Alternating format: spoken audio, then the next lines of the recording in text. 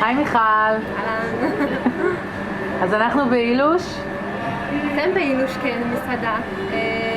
באווירה כפרית, יש לנו גם קונדיטוריית בוטיק. אנחנו כבר קיימים בערך שנה וחצי. זו מסעדת שף שלי ושל בעלי. אני הקונדיטורית, ובעלי שלומי עקיבא הוא השף. זו מסעדה מיוחדת מהרבה בחינות. דבר ראשון, שנינו באנו מהתחום.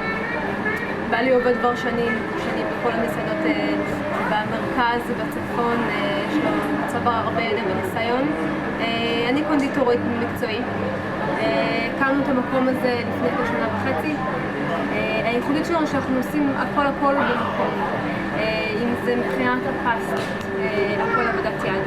המון ראשונות מאוד מיוחדות, דגים טריים, בשרים שאנחנו מיישנים פה במקום. ואפשר להרגיש את זה על האנטריקוט, על הסרטה. הכל טרי, אי אפשר לפספס. גם האנשים שבאמת לא הכי בקיאים באוכל לא יכולו לפספס שזה טרי ונעשה במקום. שום דבר לא מוכן מראש, הטבים. הכל מוכן ממש בהזמנה הראשונית. בואו. מה זה? בואו. לגמרי, בואו. אל תפספסו. מזמינים אתכם, גם מטיילים. אנחנו פותחים עכשיו גם בשישי שבת, כל יום ב-12 בצהריים. חוץ מיום שני, זה היום היחידי שאנחנו סגורים. שישי אנחנו גם פתוחים, יש לנו ארוחות בוקר מפנקות.